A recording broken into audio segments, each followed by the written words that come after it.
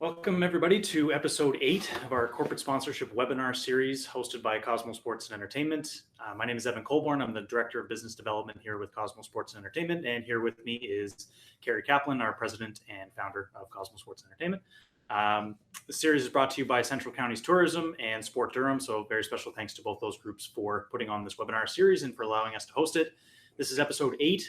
So if you've been following along, we've been going through step by step the entire sponsorship process. We've been going through very sequentially. So at this stage, we've gone through everything from how to determine what you even have to offer sponsors, what are they looking for, who to reach out to, how to pitch, how to negotiate, how to objection handle. And we've gone through really the whole cycle, and now we're at the point of renewals. So that's going to be today's topic. Before we get started, just a couple housekeeping items. If you do have any questions, there's a chat box on the YouTube page. So if you want to insert any questions there, if you can't see it, you may be in the full screen view. You may need to exit out of that. You also do need to have a Google account to submit questions through there. So if you don't have one of those, or if you're not logged in and you'd like to submit a question, you can do so by email at info@cosmosports.com, or you can go on our team page on our website, and all of our emails are there. Before, during, after the broadcast, if you have any questions, we'd be happy to answer any that come through. So if you do have any questions and you are logged in and would like to submit them, then please do as we go. There's a little bit of a delay on the broadcast, so if you submit it right at the end, we may not get a chance to see it actually before we wrap up live on our end. So if you have a question, just submit it as we go. Great. So episode 8, as I mentioned, we've been going through the whole sponsorship process very sequentially. In this case, now we're going to talk about how to handle sponsorship renewals. And so for today's agenda, we're going to look at first kind of understanding what the process really looks like from both sides of the equation, from the sponsor side and from the property side. We're going to look at what sort of factors influence a renewal. Lots of things that go into a decision about to continue a sponsorship relationship. So we're going to go through some of the ones that are most common, and then also look at some ones that are a little bit more in your control versus the ones that are a little bit more outside of our control. So we're going to look at that, and we're also going to look at about timing. We're going to look at when's the right time to reach out to start that renewal process, because that can be a little bit tricky to figure out exactly when the right time is to reach out. You don't want to do it too early. You don't want to do it too late. So we're going to touch on that a little bit as well. So again, just to summarize where we've come from, where this whole sponsorship webinar series has taken us. So we started off with what sponsors want, trying to understand it from their point of view. Looked at it from the property side and said, what are we going to have to offer sponsors? Looked at who to reach out to, who the right decision makers are, and how to understand who to reach out to. We looked at those initial sponsorship meetings, the needs analysis, all that kind of stuff. We looked at actually pitching and negotiating a sponsorship. We looked at objection handling.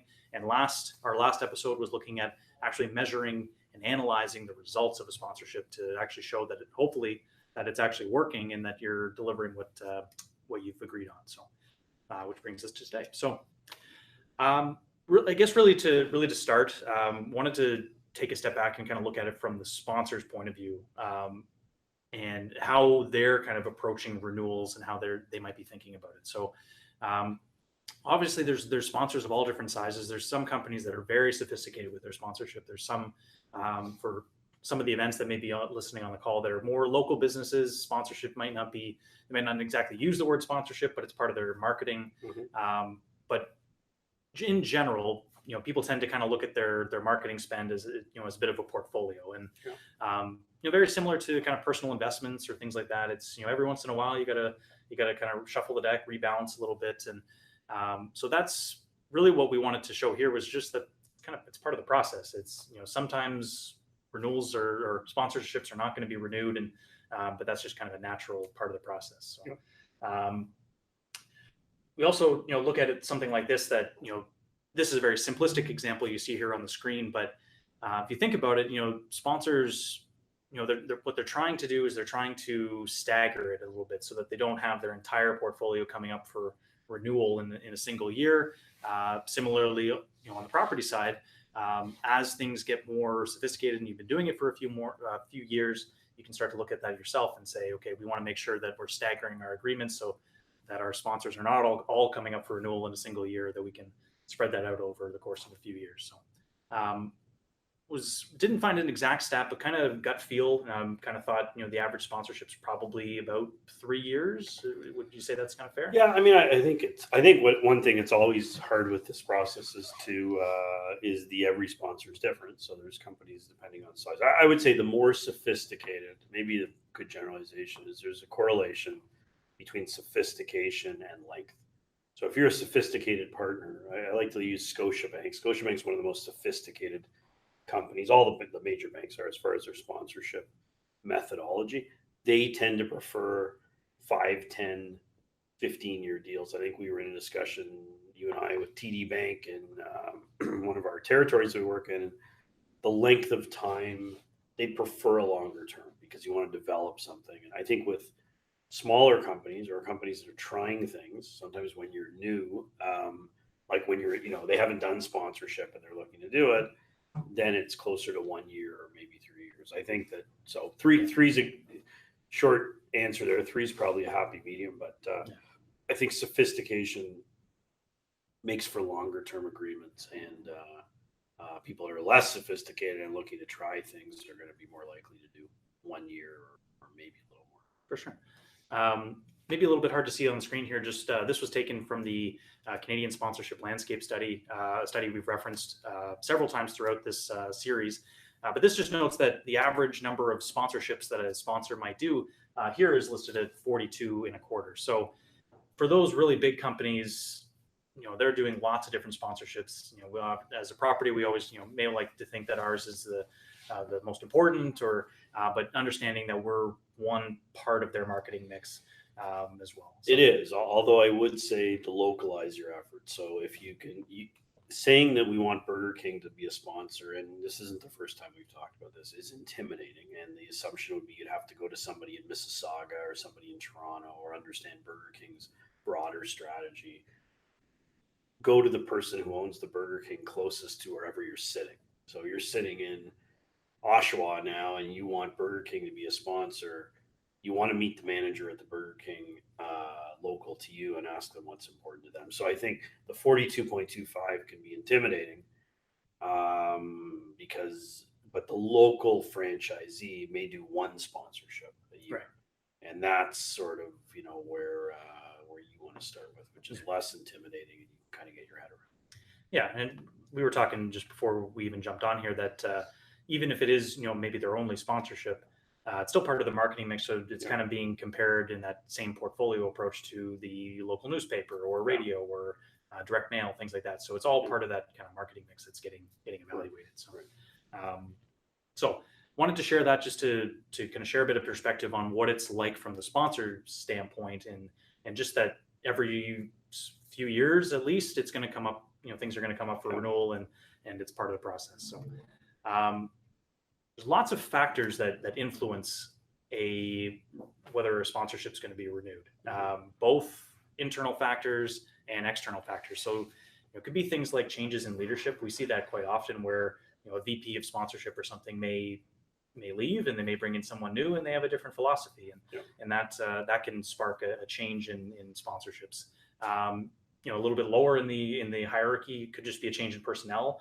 There's a lot of internal kind of selling, particularly with bigger companies for sponsorship. So there may be some change in personnel that could affect it, both on the property side and on the sponsor side. So as we'll talk about, a lot of it is about relationships. So change in personnel on either side could affect things.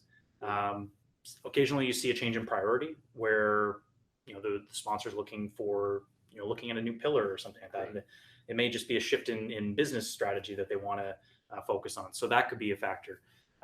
Market conditions, whether the overall economy is doing well, that might spark a pullback on sponsorship spending, or in some cases it may increase a sponsorship spend. So those things can be factors. The results, obviously, that's a pretty obvious one. If it's not working, then that could spark a non-renewal. But we brought this chart here again, and this one we've referenced several times throughout the course, and to highlight the factors that influence a sponsorship decision. And the number 2 factor that was listed was bias, which really we kind of peg as relationship. It's all that gut feel and that relationship that is leading to a decision to sponsor, and then has a big influence on whether someone chooses to renew or not. So of all the factors really that can influence a sponsorship, that one really seems to be the one that's probably in most control of the property, and one that we've emphasized throughout the course that is one you really got to focus on. Yeah, people are creatures of habit. So, I think what is benefit in renewal is if you have a good relationship and the sponsorship seems to have been good, and then, sometimes it's hard to measure, there's a likelihood that people are going to renew. It's easier to renew in some ways than not to renew. So, you're kind of, it's almost in some ways it's yours to lose. If you have an existing sponsorship deal and you're going to the renewal, you kind of got to look at it. You've got it. It's in, you've done you did sort of the hardest part, which is get them to invest $5,000 with you. Now it's yours to lose. If you lose that sponsorship, in all likelihood, it's something you did wrong. So, when you're looking at these factors, is make sure you do everything you can. And if you do everything you can, the majority of sponsors will renew. Yeah. We also talked about before that having a really good relationship can make it really hard to say no as well for the sponsor. It makes it harder for them to say no. So if they're looking at it, maybe market conditions are bad and they're being asked by their boss to cut the budget by whatever percent, they have a really good relationship with you. Maybe that makes it tougher. Yeah, I sort of give a good example or a story that when I worked for the Edmonton Oilers years ago, Edmonton did something where at the end of the year, they would have their players deliver their jerseys, the jerseys they wore for the last game, to their biggest sponsors. So a player would walk in, at the time it was Doug Waite and Ryan Smith, and those were players like that. They would walk in, do an office, TELUS, let's say, who's a big sponsor of the Oilers, and hand them their jersey signed. Now, does that mean the sponsorship worked? It has nothing to do with that. Does that, all those other factors there, but it's harder, not impossible, but harder for the CEO of that company to then call the president of the Edmonton Oilers and say, we're not going to renew. Now, it seems like it shouldn't matter, but that has a big effect. And even as I'm telling the story, I think people can understand how, if you were on that side of it, how you may struggle with making that decision. So I think that's the general comment is, yeah, it's hard to say no. And particularly if you have a relationship with somebody. If it's a stranger, that's a much easier no. Yeah, for sure. So now kind of understanding the process from the sponsor side, understanding really what factors can influence when you're getting ready to go into a renewal process. First thing you kind of want to do is you want to understand a little bit where you stand. So you want to be honest with yourself and really say, where, if I was in that person's shoes, what am I thinking about this sponsorship? Am I happy about it? And am I maybe, on the fence about it? Have I kind of overtly come out and said that I'm not happy with certain things? So you want to really go through kind of a checklist and a self-evaluation process to understand, okay, where do I think we stand with this sponsor? So, things like, ask yourself honestly, have you done a good job of servicing? Have you added value to the relationship? Have you helped them measure, and are they measuring the results? If measuring the results can be really a sign of engagement, that they're really engaged and invested in the results of it. So measuring it is a good sign. Any indication, sometimes there might be some indications that they may be looking to not renew. Have you delivered what you promised? That goes really to the results question. And have you over delivered where it's strategic? Have you over delivered on your deliverables? Have you invested in the relationship? And quite frankly, again, is the sponsorship working? So the investing in the relationship, again, we referenced the study here. Talks about that on average, somewhere between 12 and 19.7% of a total sponsorship is reinvested by the property back into servicing that relationship. 3.2% reinvested to help measure the effectiveness of the sponsorship. So have you taken this sponsorship and treated it more like a donation or a gift, or have you taken it and really treated it as, this is an investment for a marketing purpose in return, and we're going to help help this person do it. So yeah, and I think that's the concept in general. And again, it fits in sales and service renewals, just that general. And I think, even when I did, some of the people listening to this, when we did the live session, I felt there was too much of a propensity to think of sponsorship as philanthropy and places where people would help you out. You have to think of it in terms as a good investment for the company. And again, to get that renewal, that's the argument you should make, not the argument, well, Home Depot's been important to our event. Well, that's a bad argument. Or we really appreciate the support. Bad argument. The argument should talk in terms of we really believe it was a good investment for Home Depot, and here's why. And that's the renewal discussion. Yeah. This third box as well is, and it's a chart we've referenced several times throughout the course, is the chart that references the services that sponsors list as important, and then they've ranked them based on how often they feel that they're actually being delivered. And consistently over the last couple of years, when this study is conducted, there's always a gap that they find. So when we say, have you done a good job of servicing, that's a good place to start, is look at those things and say, we know that sponsors think these are important.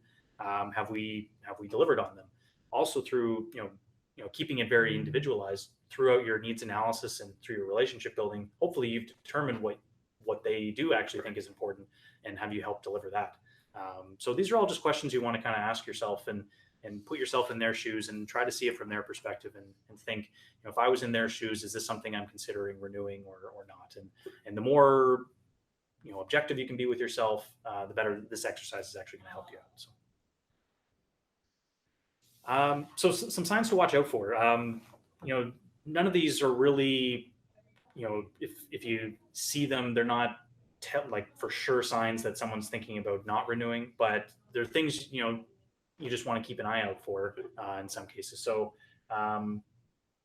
particularly with more the larger sponsors and the more sophisticated ones, anytime there's a portfolio review or something like that, that might just be a sign that they're shifting priorities. So if your sponsorship continues to meet and match with their priorities, then no problem. But if it doesn't, then that could be a sign that some change is coming. Budget cuts, again, that depending on where your sponsorship and your relationship with that sponsor falls on the pecking order, a budget cut might mean that unfortunately they can't continue with your sponsorship. But not necessarily, but it could be a sign. And then asking for extra information. So particularly, if it starts getting around the renewal time, if they start asking for a lot more information, could be a really good thing. Could also be a sign that we're not 100% sure on this one, and we're doing a bit of an evaluation. We know the renewal's coming up, so let's really dig into this and see if we think it's a worthwhile investment to continue. So. Again, these are not things that for sure say that, if this happens, then for sure we're out. Just things to kind of keep in mind while you're doing that kind of self-evaluation, self-assessment. So you understand it from the sponsor side, understand the process that they're likely going through. You've done a really honest and objective self-evaluation to understand where you think the relationship stands. When you go into the sponsorship renewal process, you want to have a plan. You want to understand what am I hoping to achieve out of this process. So really, there's really kind of one of four ways you can look at it. You can look at it and say, this is going really well. Everybody thinks it's going well. It's pretty obvious that it's going well. Let's double down on that and let's bring some new ideas to the table. There's the cases where things are going pretty well, but we don't want to rock the boat too much. So let's just make a few small tweaks and optimize here and there. But everybody agrees this is kind of going well. There's those cases, and these are probably the trickier ones, the ones that are a little bit tougher to handle, is not overly thrilled, not ready to kind of walk away, but we need to address some concerns. Yeah. So those ones, that being kind of one of the tougher situations for people to deal with. How do you suggest people kind of approach that if their perception as the property is we don't think that we've necessarily done that great of a job, but we still think there's some really strong potential here. Well, I think first of all, you want to document the job you've done. So I think do a really good job of explaining, and I think you have to be positive, not just about. I think a lot of people are positive about their event. So hey, we had 50,000 people or 5,000 people at this event, and we think it was great.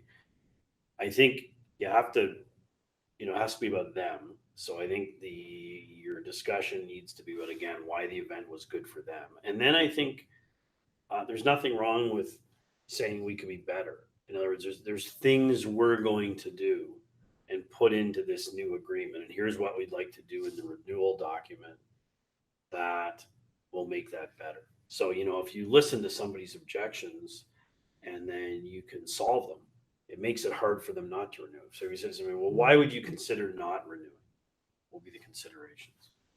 Um, and depending on where they go, I think if it's somebody's budget, you can talk about their budget and maybe deferring payments, maybe installment plans. If it's talking about other priorities, I think you can try and talk through how maybe your event could fit in their new pillars or their other priorities. So I think it's being able to adapt and being flexible. I think if you feel as a property you could do a better job, then go do a better job. Yeah. And over deliver for the customers, but also again make sure to be talking about their them as there's this tendency to say we had 10,000 people at the event and it rained, and we think next year we're doing a lot of things so we have 15,000.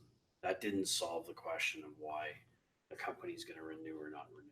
It's how are they connected to your customer. Right. One common maybe objection at this time that would be kind of tough for people to do, and then for people to handle, and then one that you have to kind of handle carefully is in terms of price. So let's say a sponsor was in for $10,000, just to keep a nice round number, and they're not overly thrilled, and really what they're kind of asking for is we'd like to reduce it to 7,500 or something.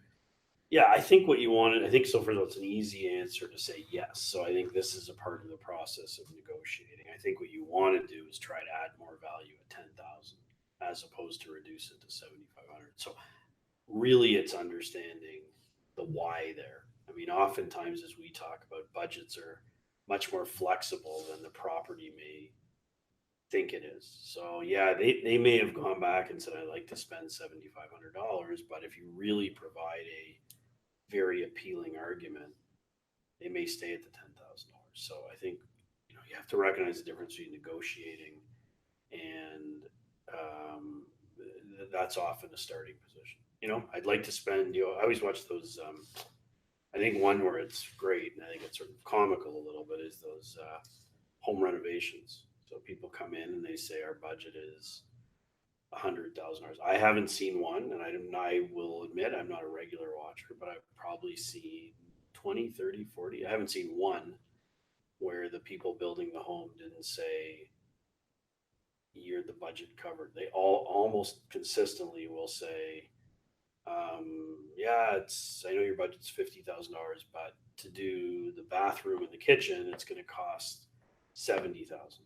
And very often what happens, some people will stay at 50, but very often what happens is all of a sudden magically $20,000 will appear. And I think it's just treating it the same way. That's I think the mistake is to take that as gospel. When someone says we have $10,000, we had spent 10,000, we'd like to spend 7,500. I think the person with the property generally makes a mistake on their next reply.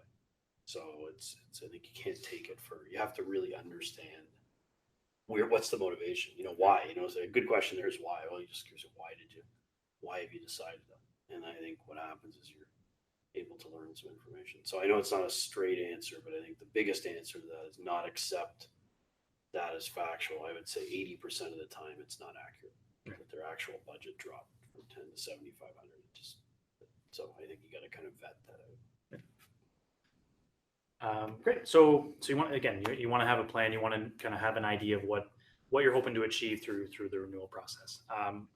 So one of the questions that we really wanted to address on this episode is when, and when is it appropriate to start talking about the renewal? So It's a little bit cliche, but the first point here is kind of as soon as the ink dries on the first contract. So you can't really discount the fact that as soon as you start delivering on the initial contract, that's really when you're kind of fighting for renewal. Yeah. Yeah, I think it's early. I think the short answer is early.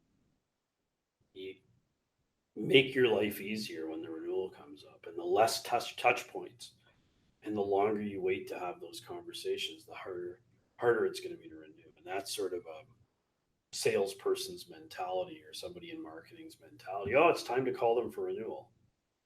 Well, you're way too late at that point. I think having dialogue about the agreement while it's happening is what's really going to have a huge impact on getting the renewal. So it's thinking of the full spectrum as opposed to tightly defining it. And people will say, "I don't have the time." Yes, you do. And so I think that concept. Well, I only have time to call them twice a year. Well, it doesn't. That's it's kind of a silly statement when people say that you don't have an hour in your day 4 times a year to check in on a sponsor who spent $10,000. Think of all the work at the beginning to get that company and get them to buy, and all the meetings you went to. You have to make the time to build that relationship. Yes, you have time to go to lunch 1 day a year. You're going to work 250 days in the office, so 249. Figure something else out, but that 1 day a year. So I just don't buy the argument of I was too busy or it wasn't a priority. It's about prioritizing. And if you make servicing a priority, renewals will be easier. That's maybe the truest way to say it.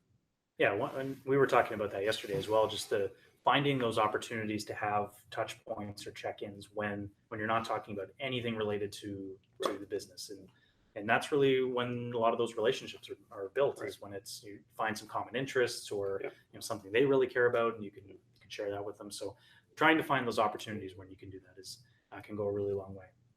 So the second point here is know their timeline. So very similarly to that initial sales process, their timeline likely hasn't changed. So there's still a regular cadence every year of when budgets get set and when they're making these decisions. So don't fall victim to the idea that, well, our season is over or whatever it is, and we need to start reaching out for renewals, and we want to do all of our renewals at once.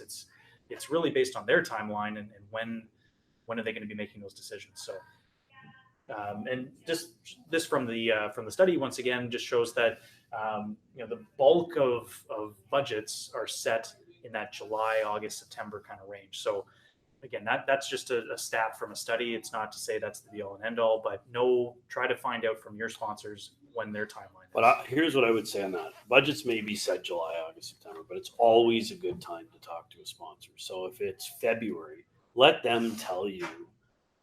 Like, for instance, in February, somebody may say, look, our budgets are set in July, but we do our pre-planning in March.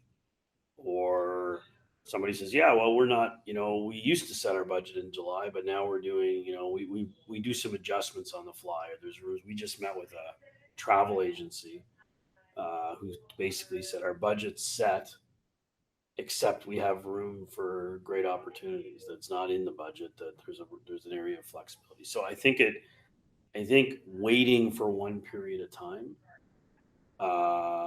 is a mistake. I think if you reach out to companies, you'll be able to build them into your schedule. But I think the concept of, hey, I should call companies in July. I think it's always a good time to reach out, and it allows you multiple touch points. So the timing of the renewal process also may differ based on the type of agreement, the type of sponsor. So something like a naming rights deal, where maybe they've been that naming rights partner for 10 years, that's probably going to increase that amount of lead time you want to give for a renewal process. If it's a 1-year deal, it obviously doesn't make sense to start talking a year out about the renewal. You probably have to let the sponsorship unfold a little bit more. But depending on the size and depending on the term of the initial sponsorship, that timing is going to change. Yeah, I think the trick's to not miss the window, right? You're better off being too early than too late. You don't want to be, as you say, you do a deal and the next day say, are we renewing? Is probably a little early, but you don't want to be too late. If you're early and they tell you, hey, you're early, you're okay. Say, hey, we aren't even looking at this for 3 months. Well, that's fine. Now you can put it in your calendar. But if someone says, "Oh, you missed it by a month," you're calling us in July. We actually set our budget July 1st, or you try. Let's say you try.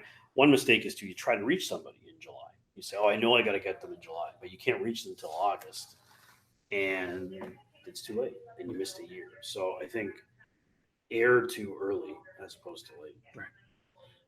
One point, just a kind of a special circumstance we wanted to touch on here is the concept of first right of refusal.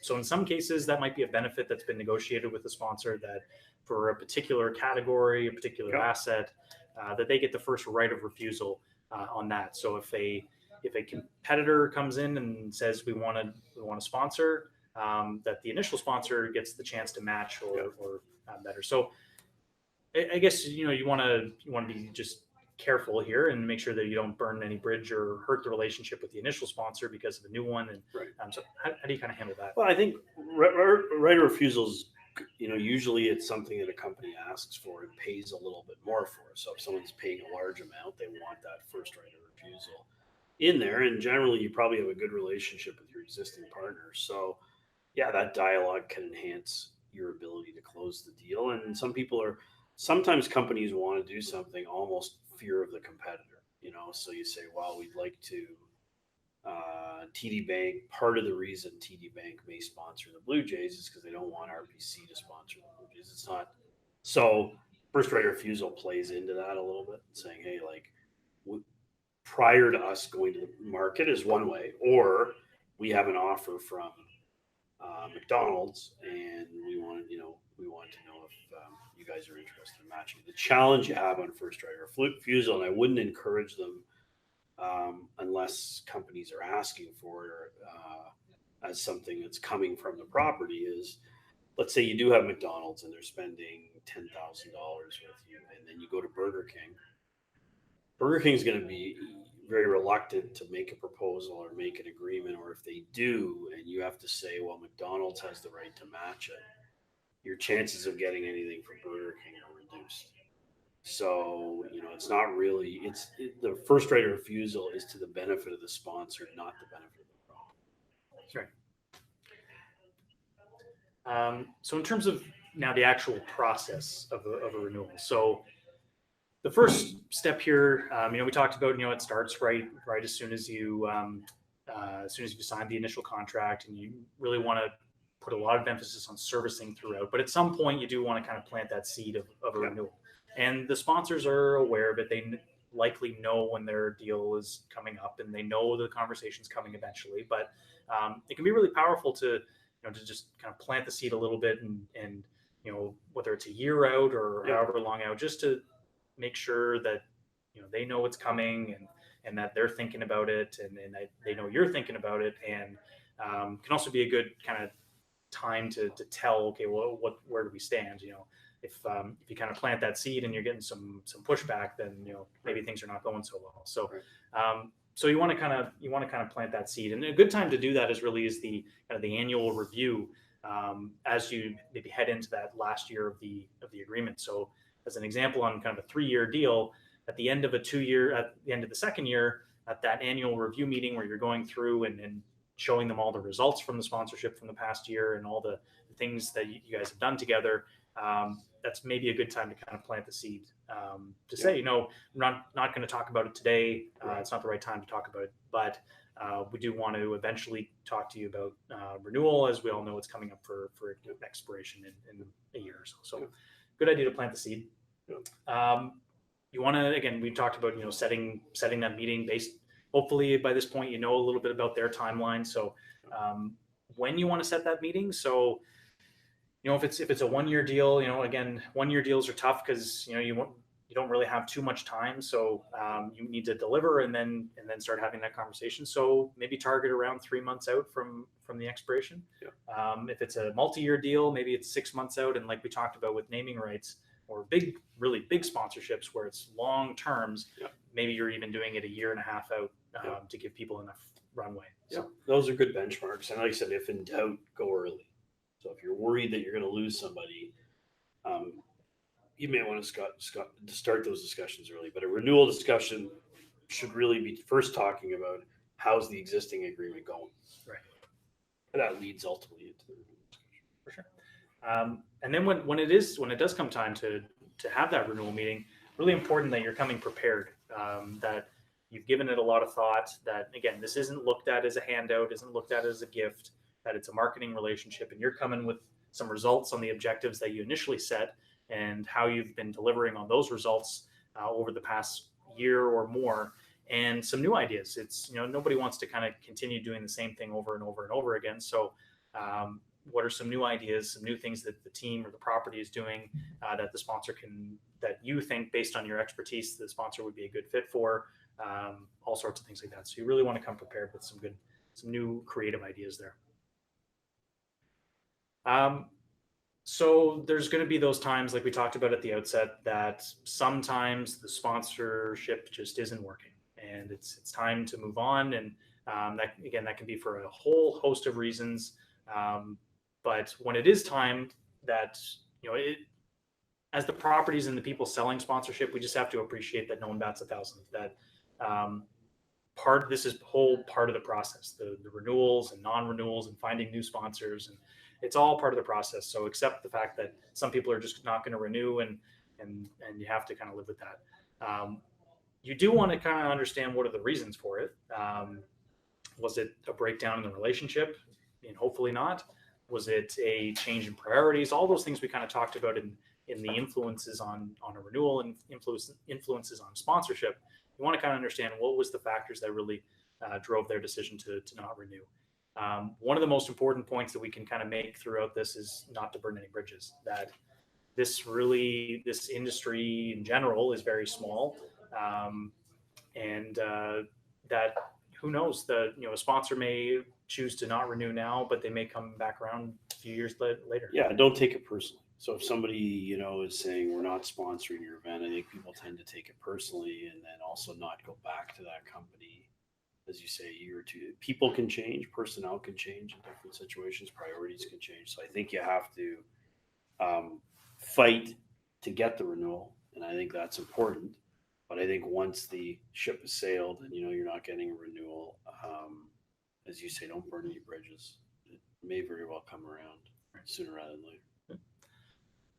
And then just in the words here of Dale Carnegie, the author of How to Win Friends and Influence People, great book. If you haven't read it, if you are wrong, admit it quickly and emphatically. So if something that you've done personally, or if your property's done that has somehow hurt the relationship or hurt the sponsorship, then your best bet is not to argue that, is right, to just admit it and move on. But great. So that kind of brings us to the end of episode 8 of our renewal discussion on renewals, and really brings us to the end actually of our entire look at the whole sponsorship process. So we've now gone through 8 clear steps on this entire process. Our next 2 episodes are going to focus on some really special topics about sponsorship, digital sponsorship. We're going to look at all sorts of how to treat digital assets a little bit differently than some of your more traditional ones. What new opportunities the digital world has kind of opened up in terms of sponsorship. And then we're also going to spend an episode looking at naming rights. Again, another area of sponsorship that's become a little bit more trendy recently, it feels like, but a really prime piece of inventory that a lot of properties have, and for the right partner can be a really good fit. So we're going to they're really good. Just credit to you and sort of the group internally. I think those last 2 topics are really 2 emerging trends. Obviously, the digital world and how sponsorship works has been a continually emerging trend, and it's probably wrong to call it a trend anymore. It's a part of what sponsorship is. And naming rights, I think, is another one. I think when you go from board advertising and jersey advertising, and one of the last, and arenas have been named now for a number of years, but there's lots of buildings and swimming pools and things like that could very well be named. So that's a whole separate opportunity that a lot of people are looking at. So I think the last 2 topics deserve their own seminars. For sure. So today's takeaways, hopefully a bit of an understanding of the process from both sides, from the sponsor's perspective and from the property's perspective.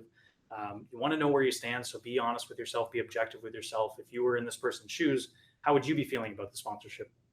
So if you don't have a really good feeling about it, we're kind of where there's smoke, there's fire. There might be something to that. So you want to try to figure that out earlier rather than later. You want to have a plan. You want to figure out, what kind of level this is at. Is this somebody we can double down with? Is this somebody that we just need to make some tweaks?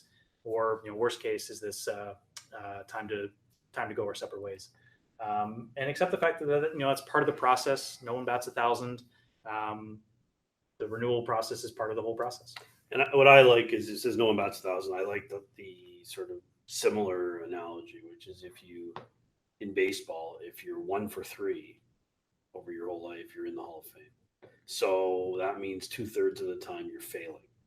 And though, and I think it's you can use a comparable example. If you have the majority of your time will be failed, it doesn't mean the process is wrong. So, I think one of the things of all 8 of these seminars, I think people can get confused where they may follow something that we said and try it twice, almost to a T, or 3 times, and it's not successful.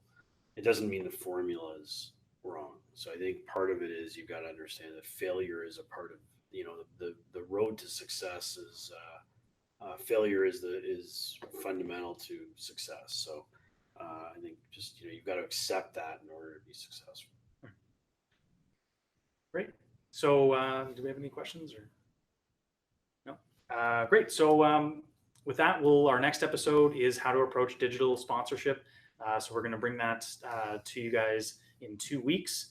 But special thanks again to Central Counties Tourism and Sport Durham, and we'll see everybody in a couple weeks. Thank you.